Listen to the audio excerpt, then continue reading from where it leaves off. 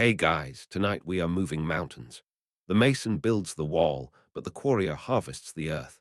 We are joining the medieval stone splitter. We are going to use tiny pieces of iron to snap 10 tons of granite in half.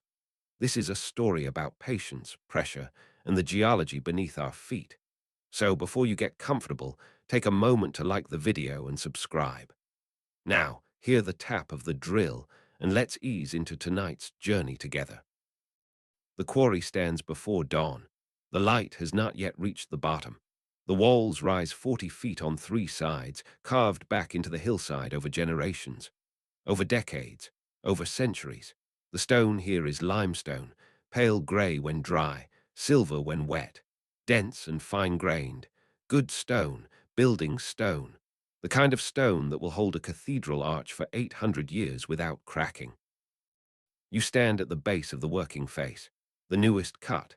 The stone here is fresh, exposed yesterday, exposed last week.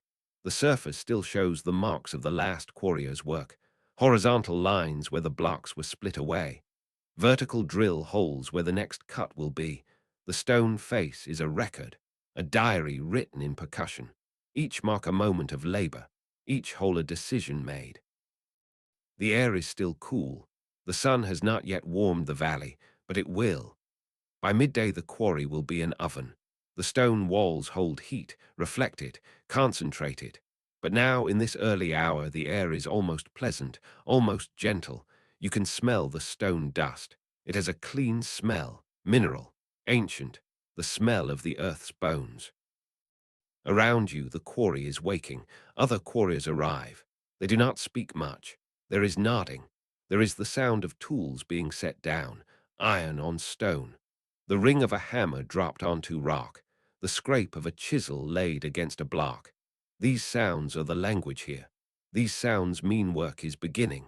These sounds mean another day of splitting the earth. You are a quarrier, not a mason. This distinction matters.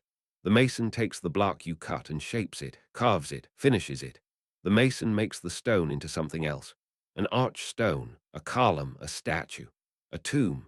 The mason is an artist, a craftsman, but you are something different. You are a harvester. You read the stone. You find where it wants to break. You coax it from the earth in the largest, cleanest pieces possible. You do not shape, you release. The mason needs flat surfaces, right angles, specific dimensions.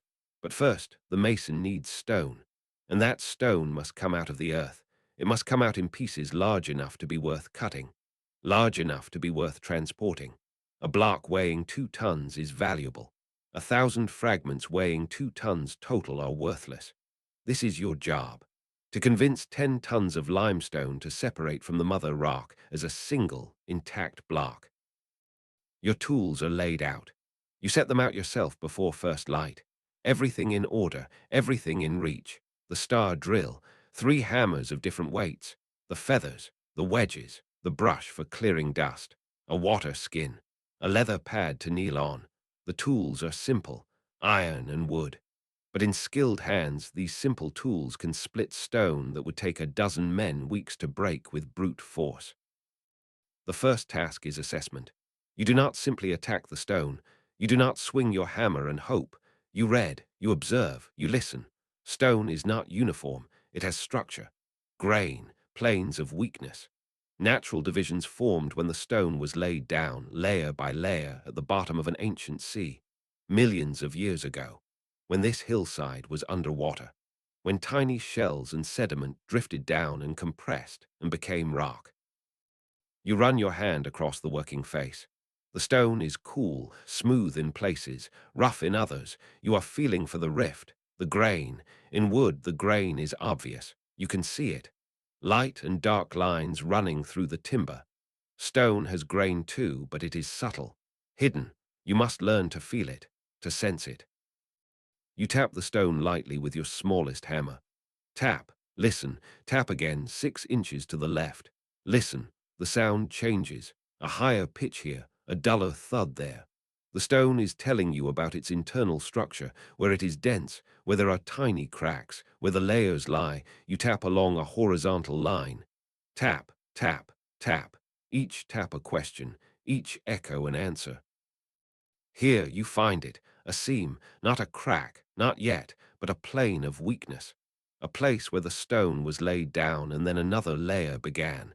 Millions of years ago there was a pause, a change in conditions, and that pause created a boundary, a place where the stone will separate more easily. This is the rift. This is where you will work. You mark the line with chalk, a long horizontal line at chest height. This will be the top of your block. You step back. You measure with your eye. The line is straight. It follows the rift. Good. You mark another line below it, 3 feet below. This will be the bottom cut. Between these two lines you will remove a course of stone, multiple blocks, each one 7 feet long, 3 feet high, 2 feet deep, building blocks, foundation stones, the bones of whatever structure is being raised in the town below. You mark the vertical divisions. Every 7 feet along the rift line, you make a mark. These will be the ends of the blocks. 7 feet is a good length, long enough to be valuable, short enough to be transported. A 7-foot block of limestone, 3 feet by 2 feet, weighs approximately 2 tons, heavy enough to need a cart and a team of oxen, light enough that the cart will not break, light enough that the roads can bear it. The marks are made, the plan is set. Now comes the drilling. This is where patience begins. This is where the rhythm starts. The rhythm that will carry you through the day, through the week, through the season. You select your star drill. It is a rod of iron, 18 inches long, thick as your thumb. One end is forged into a cross shape. 4 cutting edges arranged in a star pattern. This is why it is called a star drill. The other end is blunt, mushroomed slightly from 10,000 hammer strikes. This is what you will hit. You position the drill at the leftmost mark on your upper line. The tip touches the stone, vertical, perpendicular to the face. You hold it loosely in your left hand. Your right hand holds the hammer, a 4-pound hammer, heavy enough to drive the drill, light enough to swing all day. You strike. The hammer hits the drill head. The sound rings out, sharp, clear. The drill cuts a tiny dimple in the stone. You rotate the drill a quarter turn. Clockwise, always clockwise. This keeps the cutting edges fresh, keeps them biting into new stone. You strike again. The dimple deepens. Rotate, strike, rotate, strike. This is the rhythm. Twist, tap, twist, tap, twist, tap. It is not fast. It does not need to be. Speed breaks drills. Speed breaks hammers. Speed tires the quarrier, and the tired quarrier makes mistakes. The rhythm is steady, meditative. Twist, tap, twist, tap. You do not think about each motion. You sink into the pattern. Your hands know what to do. Your arms find the tempo. Twist, tap, twist, tap. The drill bites deeper. A quarter inch, half an inch, 3/4. With each strike, tiny chips of stone break away. The cross-shaped cutter pulverizes the limestone, grinds it to powder and fragments. This powder is called swarf. It accumulates in the hole. After 20 strikes, 30 strikes, you pull the drill out. You blow into the hole. The swarf puffs out in a little cloud, gray dust. You brush it away with your fingers. You reinsert the drill and continue. Twist, tap, twist, tap. The hole must be 6 inches deep. No deeper, no shallower. 6 inches is enough to hold the wedges that will come later. 6 inches is deep enough to grip, deep enough to transfer force into the heart of the stone. You gauge the depth by feel, by how much of the drill shaft disappears into the rock. 6 inches. When you reach it, you stop. You pull out the drill. You blow out the last of the swarf. You move to the next position. The holes are spaced 6 inches apart, along the entire line you have marked. This spacing is critical. Too far apart, and the stone will not split evenly. It will fracture between the holes. Too close together, and you waste time drilling unnecessary holes. 6 inches is the pattern learned over generations. 6 inches works. You move to the second position, 6 inches to the right of the first hole. You set the drill tip. You begin again. Twist, tap, twist, tap. The second hole is identical to the first, and the third will be identical to the second, and the fourth to the third. You will drill 20 holes along this line, maybe 25. Depending on the length of the block you are splitting, 25 holes. each one 6 inches deep, each one drilled with the same rhythm. Twist, tap, twist, tap. The sun rises. Light spills down the quarry wall. It has not yet reached you, but you can see it creeping. Descending, the upper rim of the quarry glows. The stone up there turns golden. Down here you are still in shadow, still cool. You work steadily. The third hole, the fourth, the fifth. Swarf accumulates on the ground beneath your feet. A growing pile of pale grey powder. Evidence of work. Evidence of penetration into the stone. Other quarriers are drilling too. You can hear them. The rhythm multiplies. Twist, tap, twist, tap. Twist, tap, twist, tap. A dozen drills working. A dozen hammers striking. The sounds overlap. Echo. Create a pattern that fills the quarry. It is not music, but it has a quality like music. Repetitive. Structured. Each quarrier keeping their own time, but all together forming something larger. A percussion of industry. A symphony of stone and iron. Your left hand grows tired, the hand that holds the drill. It grips and releases with each strike. Absorbing vibration, your palm is calloused, thick skin built up over years. But still, after the 10th hole, the 12th hole, you feel the strain. You switch hands, right hand on the drill, left hand on the hammer. The rhythm does not change. Twist, tap, twist, tap. Your body adapts, your muscles compensate. The work continues. Sweat begins, not much, not yet, but you feel it on your forehead, on your neck. The effort of swinging the hammer hundreds of times, thousands of times, the effort is cumulative. Each strike is small, easy. But added together, multiplied, repeated, they become significant. Your shoulders work, your forearms, your wrists. The hammer rises and falls, rises and falls. The drill turns and bites, turns and bites. You reach the halfway point. 12 holes drilled. 13. You pause, you drink from your water skin. The water is warm. It was cold this morning, but the sun has found the skin where it hangs from your belt. The water tastes of leather, of dust. You drink deeply. You pour a little into your palm and splash your face. The water cuts lines through the dust on your skin. You can feel the grit, the fine powder that coats everything in a quarry. It gets into your hair, your eyebrows, the creases of your knuckles. You wear the stone you work. You return to the drilling. Hole 14, hole 15. The rhythm reclaims you. Twist, tap, twist, tap. You stop thinking about the number of holes remaining. You stop counting. You simply work. The drill knows where to go. 6 inches to the right of the last hole. Set the tip. Begin the rhythm. Twist, tap, twist, tap. Down through the stone. Quarter inch by quarter inch. Until you reach 6 inches. Then move. Then repeat. The sun has reached you now. Direct light. The temperature rises. The stone begins to warm.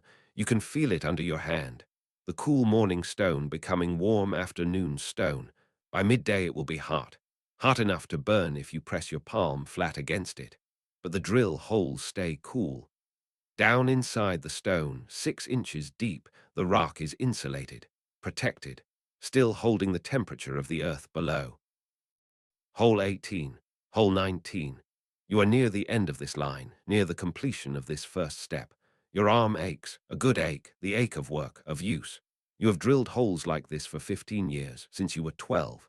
Since your father first put a drill in your hand and showed you the rhythm. Twist, tap, twist, tap. He drilled beside you, matched your rhythm, did not speak, just worked. And you learned by imitation, by repetition, by doing it 10,000 times until it became part of you. Hole 20, the last hole. You drill it the same as the first. No rushing, no change in rhythm. The last hole must be as good as the first, as deep, as clean. Twist, tap, twist, tap. You reach 6 inches, you pull out the drill, you blow out the swarf, you inspect the hole, straight, vertical, 6 inches. Good. You step back, you look at your work, 20 holes in a line, evenly spaced. Each one a small dark circle in the pale stone, each one a point of entry, a place where pressure will be applied, a place where the stone will be asked to split.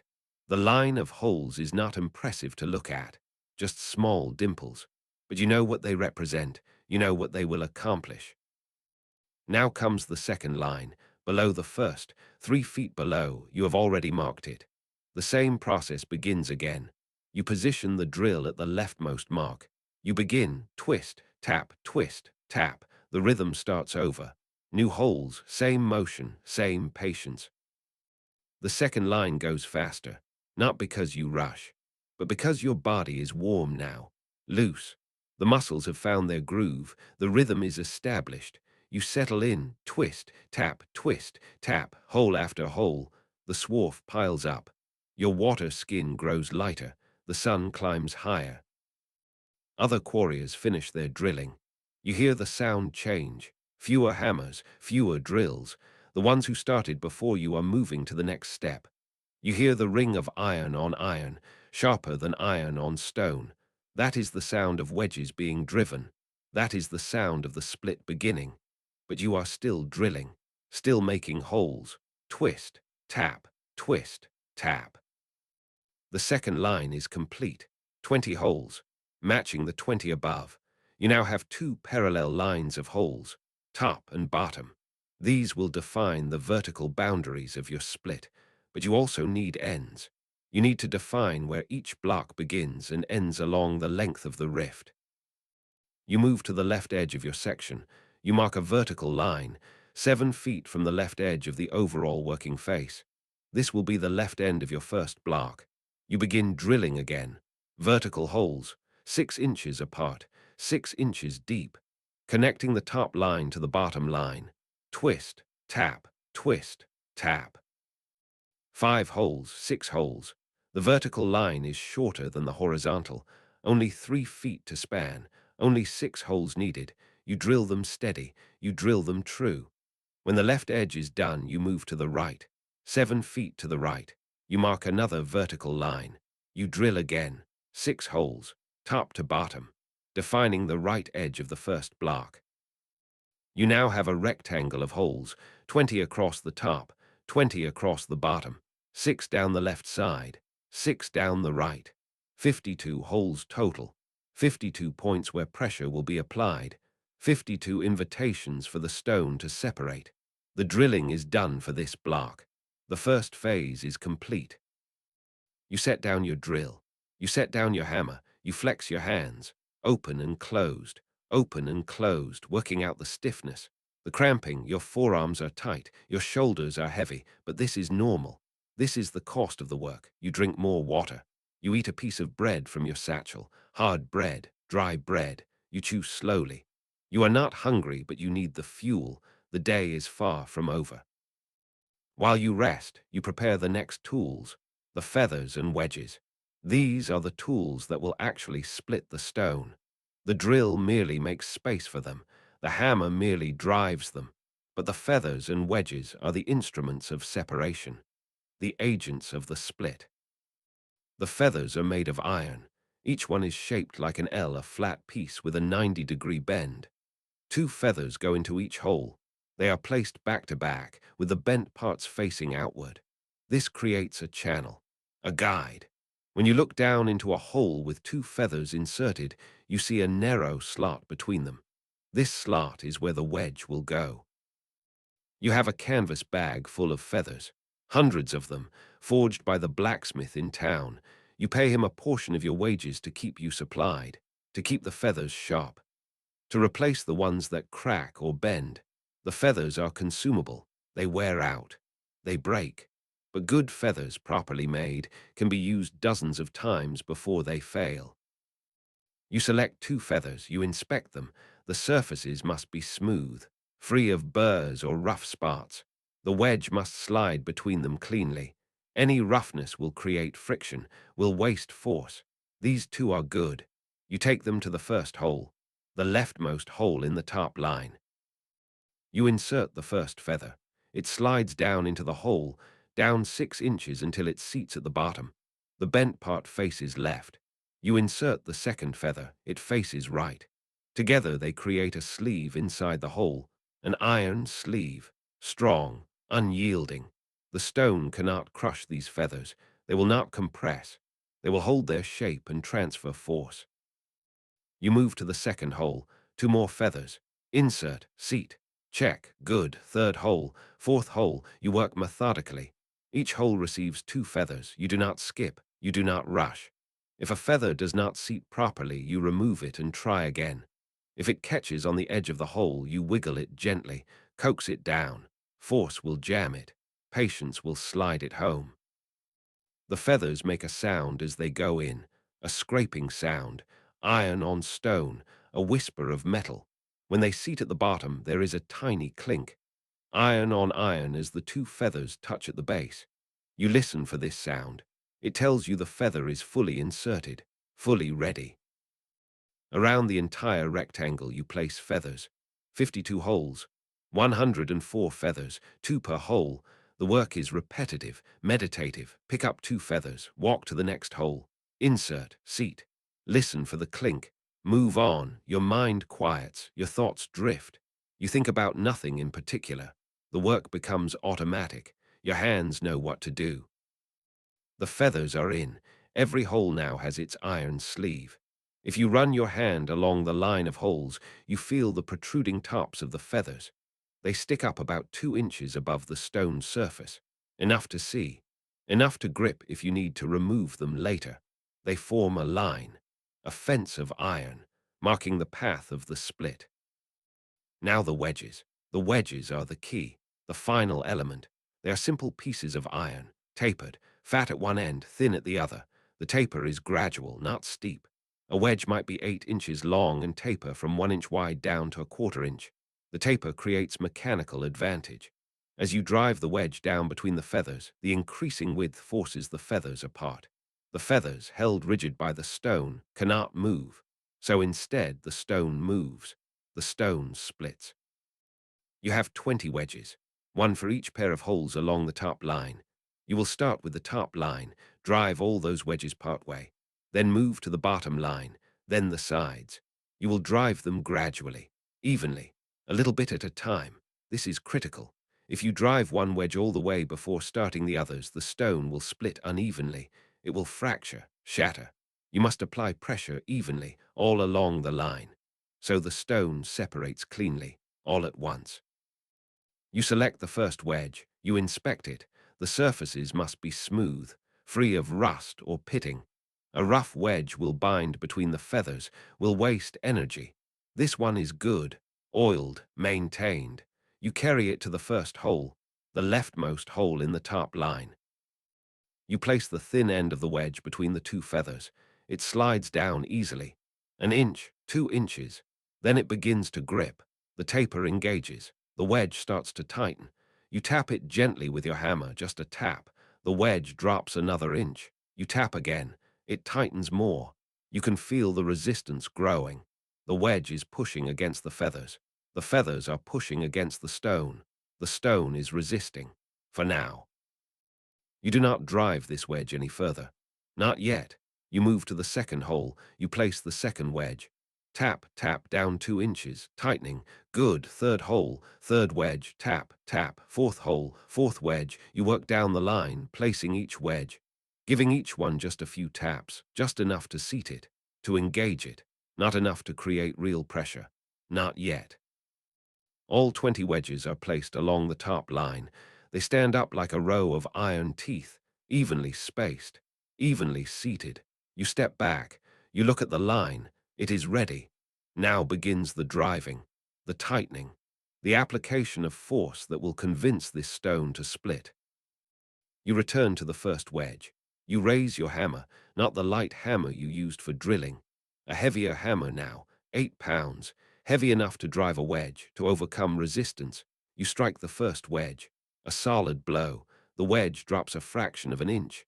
The sound is different from drilling, sharper, brighter, the ring of iron on iron. You strike again. The wedge tightens. You can see it.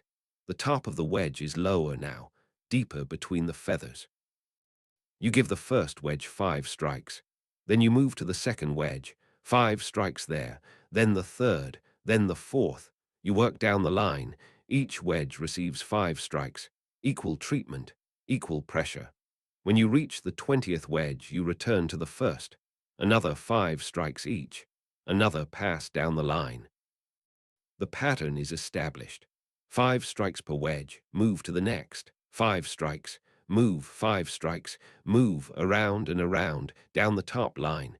Then down the bottom line when you place those wedges. Then the sides. The rhythm is different from drilling. Slower, heavier, but still a rhythm, still a pattern. 5 strikes, move, 5 strikes, move. As you drive the wedges, the stone begins to speak. At first there is nothing, just the ring of your hammer. But after the second pass, the third pass, you hear it. A sound from deep inside the stone. A creak, a groan, barely audible, the sound of pressure building, of stone under stress. It is a good sound. It means the wedges are working. It means the stone is feeling the force. You place the wedges in the bottom line now, the same process. 1 wedge per hole, tap them in gently, seat them. Then begin the driving, 5 strikes each. Move, 5 strikes. Move, the bottom line wedges are in. Now the sides. 6 wedges down the left edge. 6 down the right. Tap them in, seat them. Begin the driving. 52 wedges are now in place. 52 points of pressure. You make your rounds. 5 strikes to wedge 1. 5 to wedge 2. 5 to wedge 3. Down the top line, down the bottom line, down the left side, down the right side, back to wedge 1. Another round. The wedges are getting tight, harder to drive. Each strike produces less movement. The resistance is increasing. The stone is gripping the wedges, refusing them, but you persist. 5 strikes. Move, 5 strikes. Move. The sound from the stone is louder now. Not a creak, a crack, sharp, sudden. You pause, you listen. Another crack, deep inside the block. The stone is beginning to fail. The pressure is finding the weakness. The rift. The plane you identified this morning. The stone wants to split along that plane. The wedges are showing it the way, encouraging it, insisting. You continue. Another round. The wedges are very tight now. Each strike drives them only a hair's breadth. But that is enough. Pressure is cumulative. Each tiny increment adds to the total. You can feel it in the hammer, the way it bounces back harder, the way the impact jars your arm. The wedge is no longer sinking into the stone. It is locked in, gripped. All the force is going into spreading the feathers, into splitting the stone. Crack, a louder sound. You stop. You set down your hammer. You place your hand on the stone face. You can feel it, a vibration, a tremor. The stone is moving, imperceptibly, but moving. You look at the line of wedges. Are they tilting? It is hard to tell. Maybe the left side is tilting slightly inward. That would mean the stone is opening, separating, creating a gap along the rift. You walk to the side of the block, the left edge where your vertical line of holes is. You peer closely at the stone face. Is there a line, a crack? You think you see it, a hairline, running horizontally. Right at the level of your top line of holes, the rift is opening, the split is beginning. You return to the wedges. You make another round, 5 strikes each. Some of the wedges will not take 5 strikes anymore. They are too tight. After 3 strikes, 4 strikes, the hammer bounces back hard, nearly jumps from your hand. You stop. You move to the next wedge. That one still has room. 5 strikes. Good. The next one, 3 strikes and it locks up. The next, 5 strikes. You are listening to the stone, feeling through the hammer which wedges need more pressure and which are already maxed out. The cracks from inside the stone are frequent now, every minute, every 30 seconds, sharp reports, like thick ice breaking. The sound echoes in the quarry. Other quarriers pause, they look over, they nod. They know this sound. It is the sound of success, of stone yielding. They return to their own work, their own rhythms. You make another round. Carefully, gently now. You are not trying to force the stone. You are waiting for it, encouraging it. The wedges are as tight as they need to be.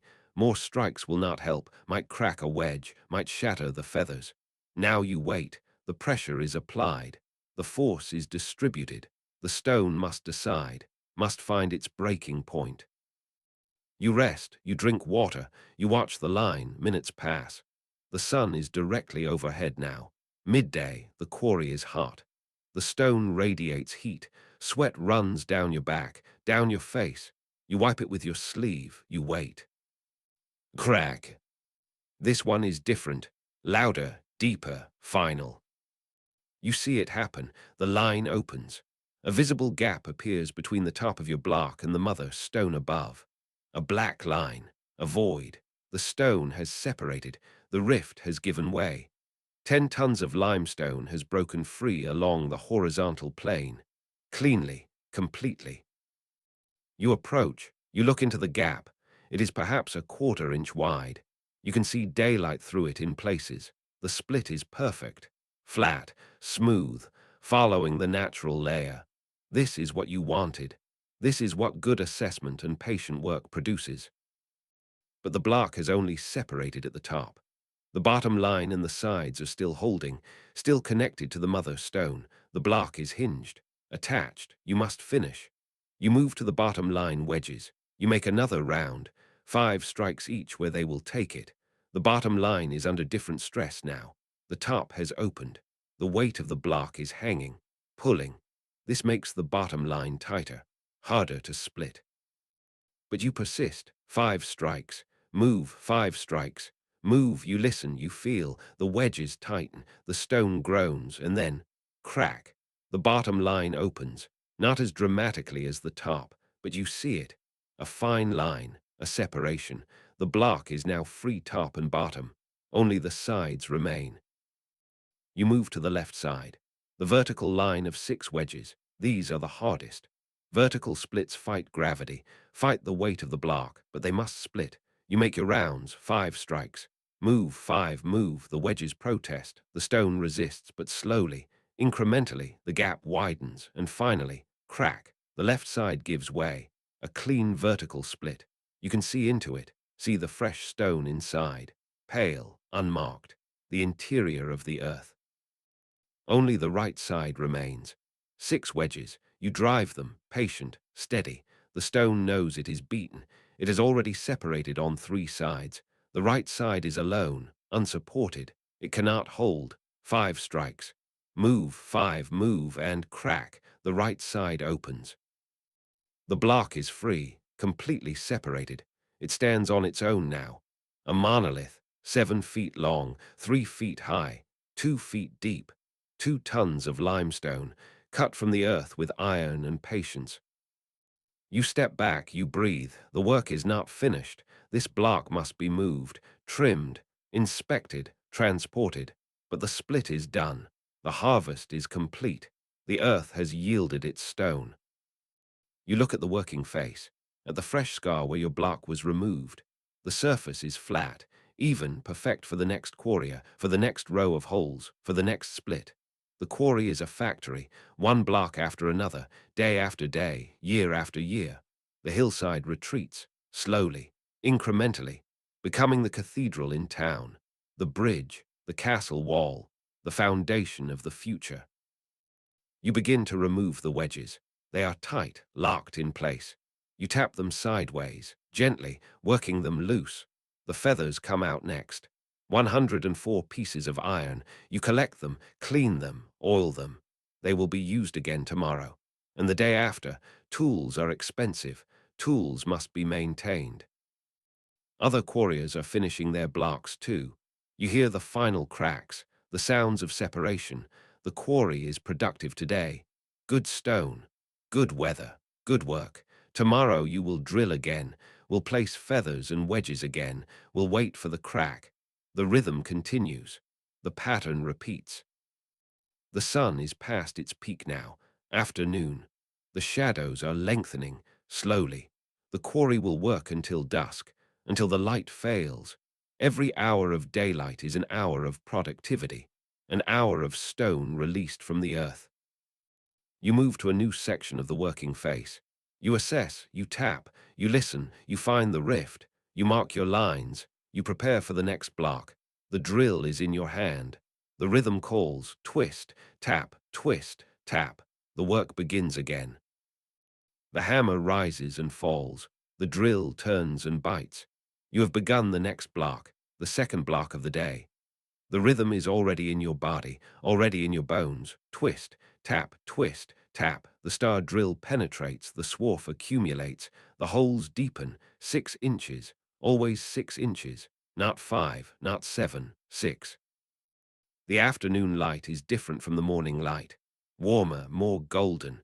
It changes the color of the stone. The limestone glows, almost amber in places, almost honey. The dust in the air catches the light. Tiny particles suspended, floating, drifting. The quarry is full of this dust. It never settles completely. There is always someone drilling, always someone brushing, always movement, always disturbance. Your hands move without conscious thought. Left hand on the drill, right hand on the hammer, strike, rotate, the hole deepens. You have drilled 10,000 holes in your life, maybe more, maybe 20,000, each one the same, each one different. The stone varies, harder here, softer there, a pocket of clay, a vein of flint. Each hole teaches you something about what lies beneath, about the history compressed into this hillside. The second line of holes is complete, 20 across. You begin the third. The rhythm does not change, cannot change. To change the rhythm is to break concentration. To break concentration is to make mistakes. A drill can slip. A hammer can miss. A hand can be crushed between iron and stone. The rhythm keeps you safe, keeps you focused. Twist, tap, twist, tap. Other quarriers are at different stages. To your left, a young apprentice is still learning. His rhythm is uneven, fast then slow, hard then soft. You can hear the difference, the irregular tempo. His master works beside him, matching his rhythm, teaching by example, not with words. Words are wasted in a quarry. The stone is too loud, the work too consuming. You teach with your body, with your hands, with your rhythm.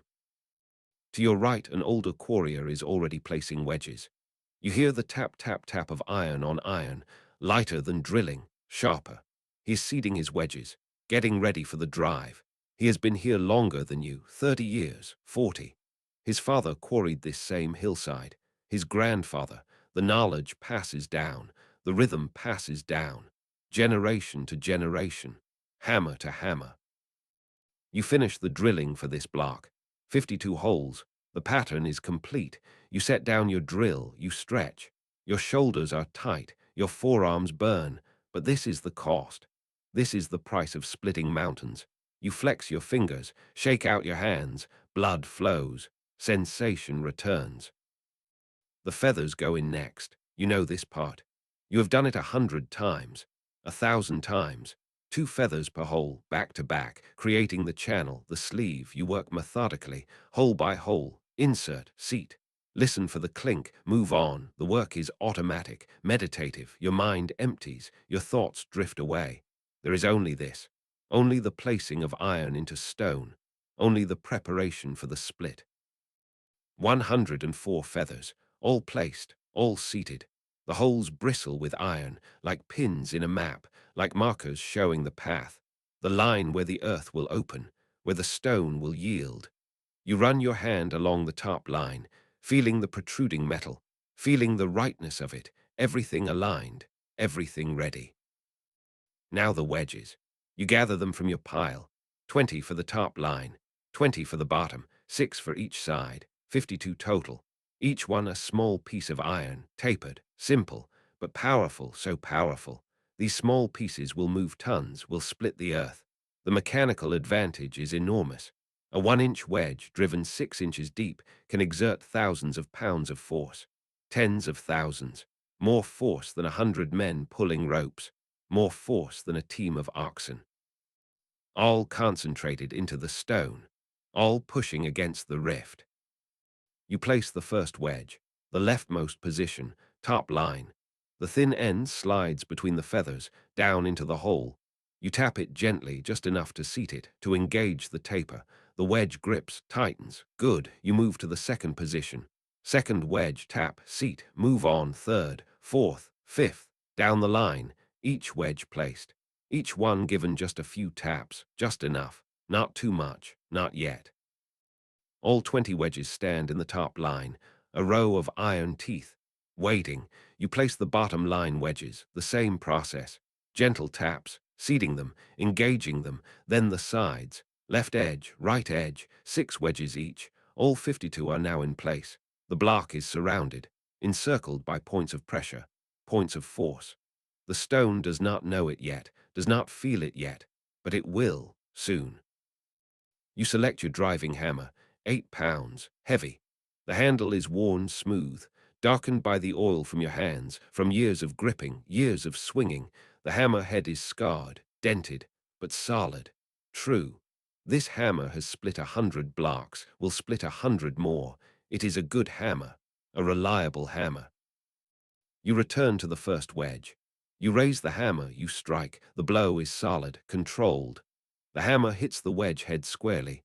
The sound rings out, sharp, clear, a musical note.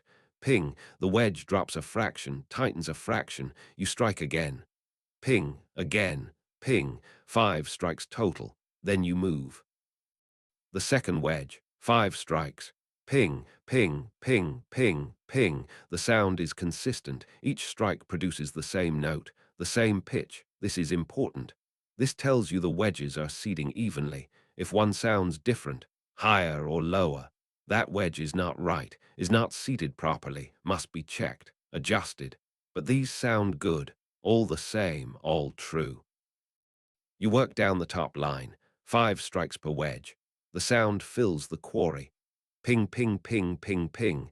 Move, ping, ping, ping, ping, ping. Move, the rhythm is hypnotic, trance-like, you sink into it.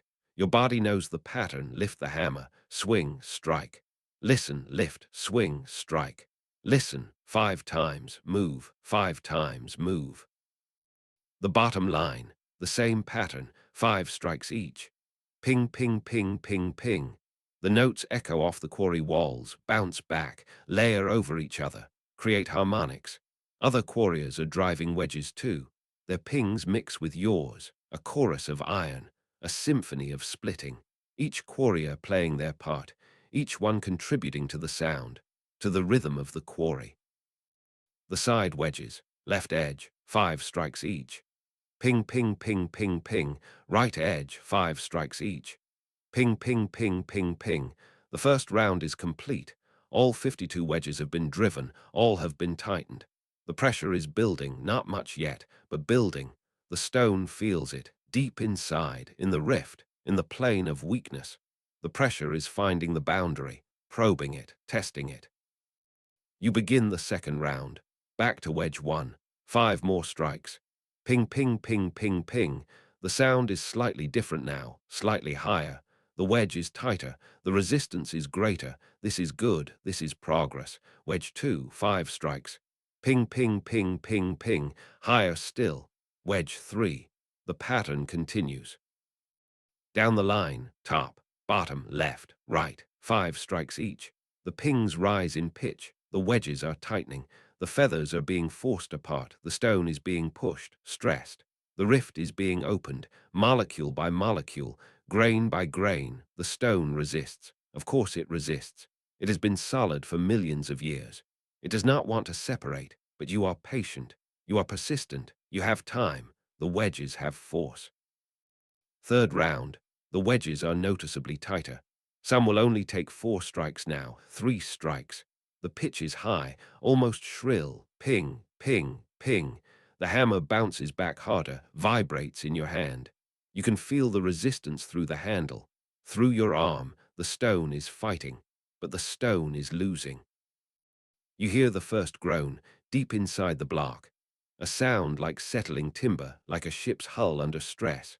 The stone is bending, flexing, not much, microscopic amounts, but enough to produce sound, enough to signal strain. You pause, you listen, the groan comes again. Lower, longer. The block is talking to you, telling you about the pressure, about the stress building in its heart. Fourth round, you are selective now. Some wedges are maxed out, will not take more strikes. You skip those. Move to the ones that still have room, still have give. 5 strikes where they will take it, 3 strikes where they won't. You are listening, feeling, reading the stone through the hammer, through the wedges. Each strike gives you information. Each ping tells you a story. The groaning is constant now, not just occasional. The stone is under significant stress. You can hear different tones, high groans, low groans, sharp pops, tiny explosions deep inside. The internal structure is failing. The bonds between crystals are breaking. The rift is widening, still invisible, still microscopic. but widening. Fifth round. You walk the line slowly, tapping each wedge. Not 5 strikes anymore, just 1. Just checking, maintaining pressure. Ping, move, ping, move, ping, move. The sounds are all high now, tight. The wedges are singing. That is what quarriers call it, the singing of the wedges. When the pitch gets high and pure, when the metal resonates, when the stone is ready to split. Ping, ping, ping. You walk the entire perimeter. Top line, bottom line, left side, right side. 52 pings, 52 notes. A scale played on iron and stone. Some wedges sound higher than others. Those are the tight ones, the maximum ones. Some sound slightly lower. Those still have a little room, a little give. You give those a second tap. Ping, ping, equalizing the pressure, balancing the force. The stone groans loudly. A deep bass note. You stop. You set down your hammer. You place both hands on the stone face, flat against it. You feel vibration, tremor.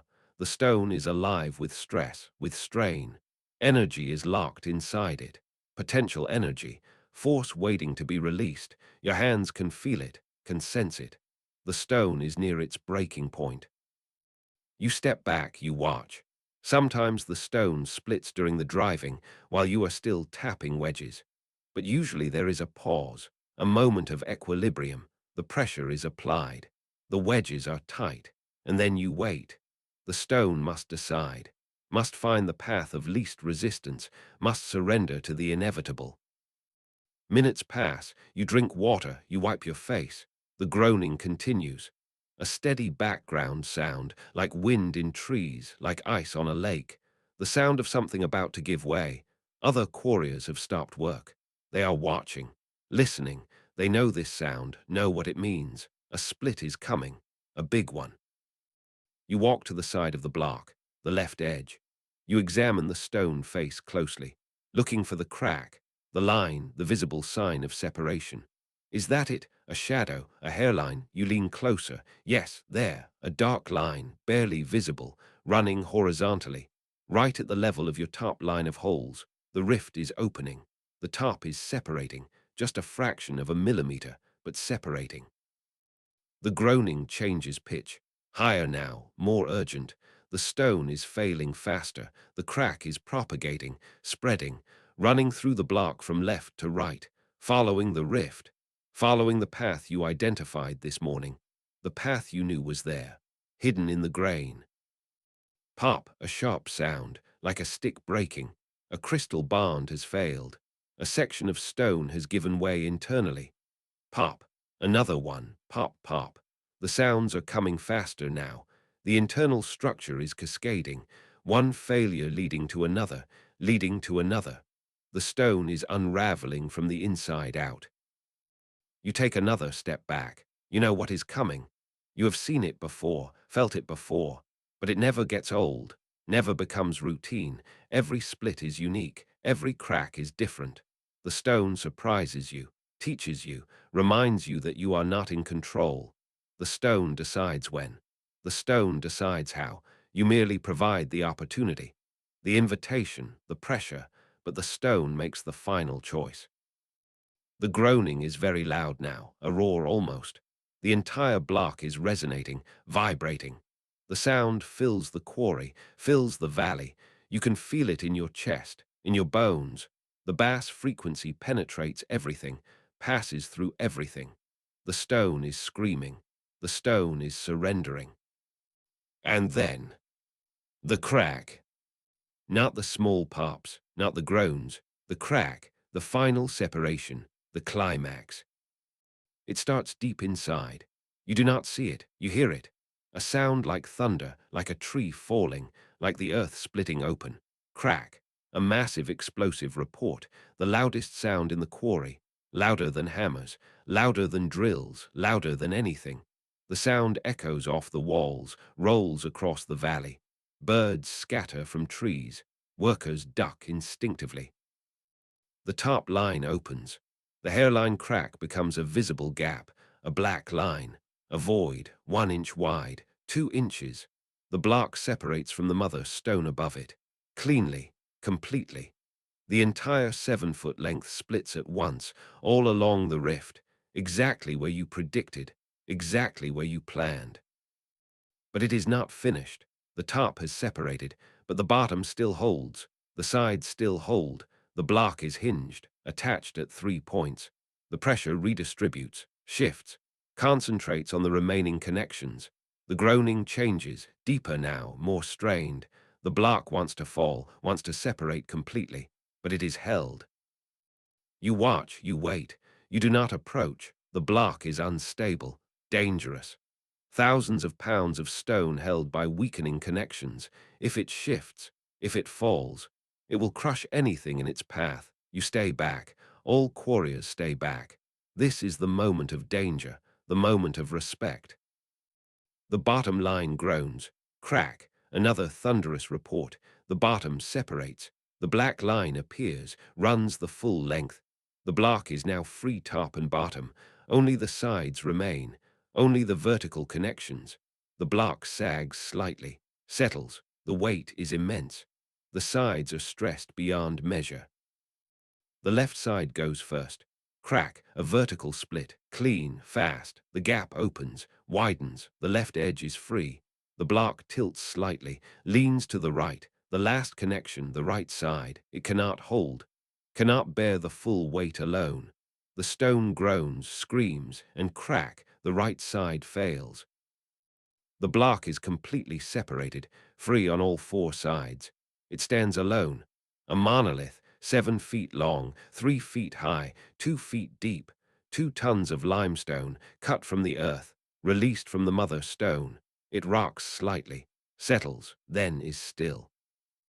Silence, the groaning stops, the cracking stops, the stone is quiet, the quarry is quiet. Everyone has stopped to watch, to witness. This is the moment they work for, the moment of separation, the birth of a block. It never gets old, never becomes ordinary. Each split is a small miracle, a small victory over the earth. You breathe. You did not realize you were holding your breath, but you were, everyone was, waiting for the crack, waiting for the release. Now you exhale, your shoulders relax, the tension drains away. The block is split, the hardest part is done.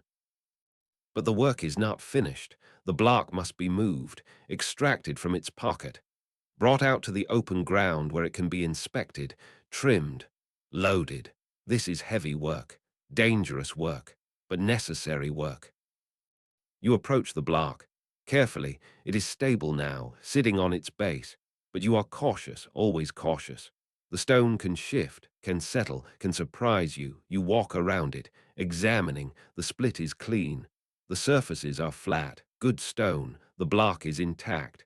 No cracks, no fractures, perfect. Other quarriers gather, 4 of you, 5, enough men to move the block. You need leverage, need tools. You retrieve the crowbars, long iron bars, 6 feet long, forged specifically for this work, tapered at one end, blunt at the other. These are the tools of moving, of shifting weight.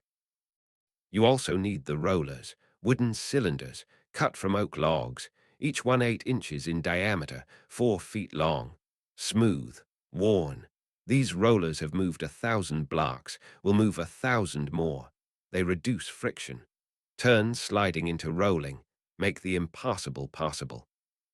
The plan is simple. Tilt the block, slide rollers underneath, roll the block out of its pocket onto the flat ground.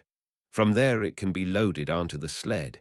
The sled will take it down the hill, to the road, to the cart, to the cathedral. But first it must be moved.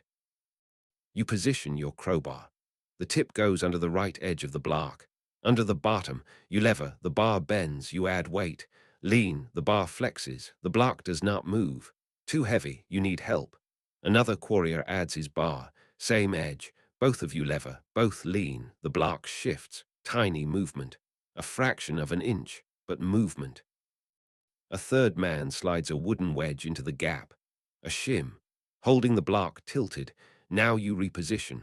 Get a better bite. Lever again. The block lifts. Another fraction. Another wedge goes in. The process is slow. Incremental, you are not trying to lift the block, just tilt it. Just raise one edge high enough to slide a roller underneath. Lever, wedge, lever, wedge. The right edge is now raised 2 inches, 3 inches, enough. A fourth man slides a roller under the block. The oak cylinder seats, solid, stable, good. You release the crowbars. The block settles onto the roller. It shifts slightly, rolls a fraction. The roller works. Now the left edge, the same process. Crowbars underneath. Lever, lift, wedge, the edge rises. Another roller slides in, seats. The block is now resting on 2 rollers, front and back. Right side supported, left side supported. The block can roll now, can move. You position yourself at the back of the block. 2 other men at the front. You push, slowly, steadily. The block resists. Static friction, then it moves, rolls. The rollers turn beneath it. The block creeps forward. Slowly, so slowly, but moving, you push. It rolls, another foot, another. The block is emerging from its pocket, coming out into the light. As the back roller clears the pocket edge, a man grabs it, runs it forward, places it in front of the front roller. The block rolls onto it. The back roller is now free. Someone grabs it, runs it forward again. This is the technique. 3 rollers total. The block rolls over 2. The third is moved to the front. Constant recycling. Constant motion. The block can roll indefinitely this way, as long as there are men to push, men to move the rollers. Push, roll, reposition roller, push, roll, reposition. The rhythm is different from drilling, from wedge driving, but still a rhythm, still a pattern. The block moves across the quarry floor, 6 feet, 10 feet, 20. You are sweating heavily now. Pushing 2 tons is hard work. Your legs drive, your back strains. Your hands grip the rough stone. Push, the block rolls, inch by inch, foot by foot. You reach the staging area. Flat ground, clear of debris. This is where the blocks are gathered, inspected, prepared for transport. You push the block into position. Align it with the others. 3 blocks from today, yours makes 4, good productivity. The quarry is profitable when each man produces 2 blocks per day. 3 is excellent. You have made 2, will make no more today. The light is fading. The day is ending. You start pushing. The block is positioned, stable on its rollers. Tomorrow the master mason will come, will inspect, will mark the blocks for trimming, will assign them to specific parts of the cathedral. Foundation stones, wall blocks, arch elements. Each block has a purpose, a destination, but that is tomorrow's concern. Today your job is done. You retrieve your tools, gather the wedges from the split block. They are still in the holes, still between the feathers. You tap them sideways, loosen them, pull them out, collect them. The feathers come next. You wiggle them, extract them. 104 pieces of iron recovered. You wipe them with a rag, check for damage. Most are fine. A few are bent. Those go in the repair pile. The blacksmith will straighten them, harden them, return them to service. Your hammer, your drill, your crowbar, all gathered, all accounted for. Tools are your livelihood. You protect them, maintain them. A quarrier without tools is nothing, cannot work, cannot earn. You all the hammer handle. Brush dust from the drill. Check the point, still sharp, still good. Tomorrow you will drill with it again. And the day after, and the day after that. The sun is low now, touching the western rim of the quarry. Long shadows stretch across the floor. The stone walls glow orange. Red, the color of sunset, the color of rest. Other quarriers are finishing, gathering tools, washing hands and faces. The water barrel stands near the quarry entrance. You walk to it, dip your hands. The water is warm, sun-heated, but still refreshing. You splash your face, your neck. The dust runs off in gray streams. You drink, long, deep swallows, refilling what was lost to sweat. You look back at the quarry, at the working face, at the blocks staged for tomorrow, at the scars in the hillside where thousands of tons have been removed. This quarry has been worked for 60 years. Your father worked it, your grandfather. The hillside has retreated hundreds of feet. What was once the outer slope is now an amphitheater, a bowl carved into the earth, and it will continue, year after year, block by block. until the hillside is gone, until the stone runs out. But that will not be in your lifetime, nor your son's lifetime. There is stone here for generations. The other quarriers are leaving, walking toward the path that leads down to the valley, to the village, to homes and families. You gather your satchel, your water skin, your small bundle of tools. The heavy tools stay here, locked in the tool shed. But your personal items come with you. You join the procession, the slow walk down the hill. No one speaks much. Everyone is tired, spent. Quarrying takes everything, your strength, your focus, your energy. At the end of the day, there is nothing left for conversation, just the quiet walk, the shuffle of feet on the path, the creak of leather, the clink of iron tools shifting in bags. The village appears below. Small houses, thatched roofs, smoke rising from cooking fires, the smell of bread, of stew, of evening meals being prepared. Your stomach growls. You have not eaten since midday, just bread and water. Your wife will have food ready. Hot food, soup perhaps, bread, cheese, simple fare, but welcome, needed. You reach your house, small, 2 rooms, but yours, earned with stone, built with stone. The walls are limestone. Of course they are, cut from the quarry, laid by your own hands. Every quarrier builds his house with stone. It is tradition. It is pride. Your home is solid, will stand for centuries, like the cathedral you helped build, like all structures built with stone. Your wife greets you, takes your satchel, brings water for washing. You strip off your shirt, grey with dust, you wash. The basin water turns cloudy. You scrub your arms, your face, your neck. The dust is everywhere, in your hair, your eyebrows, the creases of your skin. You wash thoroughly. The second basin of water, then the third. Finally, you are clean, or clean enough. You sit at the table. The food is hot, thick soup, vegetables and barley, a piece of salt pork. Bread, you eat slowly, deliberately. Your body needs this, needs the fuel, needs the warmth. Your wife sits across from you. She asks about the day. You tell her 2 blocks, good splits, clean stone. She nods. She understands. She has heard this story every evening for 10 years, since you married, since she became a quarrier's wife. Your son is already asleep, 3 years old, too young for the quarry, but someday you will take him, show him the stone, teach him to read the rift, to find the grain, to tap the drill, twist tap, the rhythm will pass to him, as it passed to you, as it passed to your father. The knowledge continues, the tradition continues, generation after generation, quarrier after quarrier. You finish eating. Your wife clears the table. You sit for a moment, just sitting, feeling the tiredness, the good tiredness, the tiredness of work well done, of stones split, of blocks produced. Tomorrow you will do it again, and the day after, and the day after that. This is your life. This is your purpose. You split the earth. You harvest stone. You build cathedrals that will stand for 1,000 years.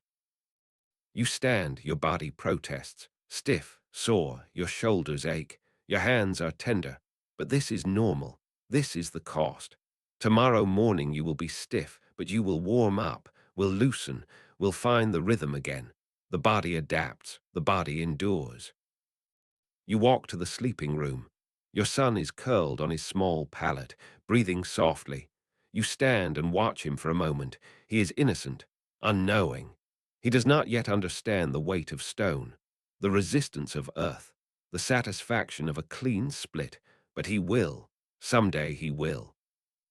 You lie down on your own pallet. The straw rustles. The blanket is rough, but familiar, comfortable. Your wife lies beside you. The house is quiet. The village is quiet.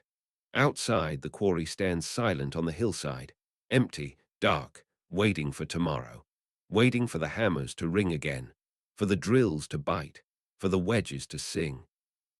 You close your eyes, the day replays, the morning assessment, finding the rift, the drilling, twist tap, the rhythm lives in your bones, the feathers, the wedges, the singing, ping, ping, ping, the groaning stone, the tension building. And then, the crack, the thunderous separation, the release, the split.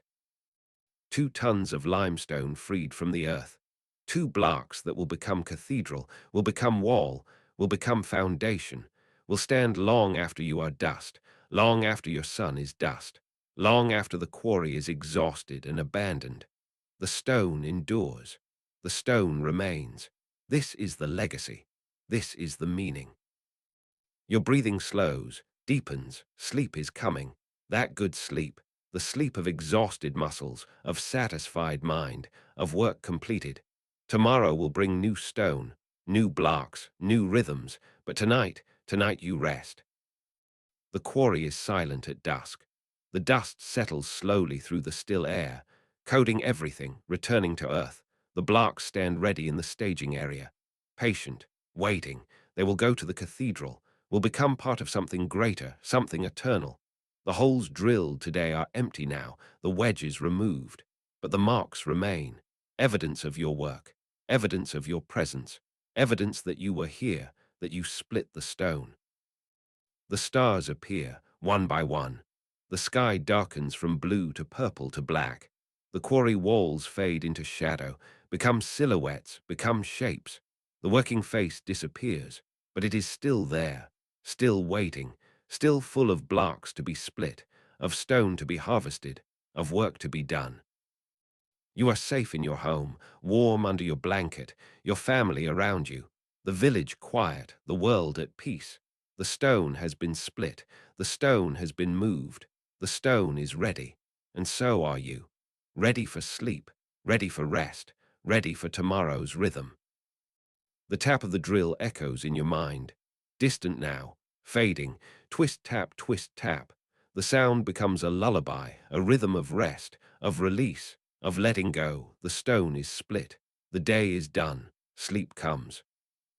And the quarry dreams of the hammers that will wake it, of the drills that will pierce it, of the wedges that will sing, of the blocks that will be born, of the cathedrals that will rise, stone upon stone, year upon year, forever. You are the quarrier, the harvester of earth, the splitter of mountains, and tonight you sleep.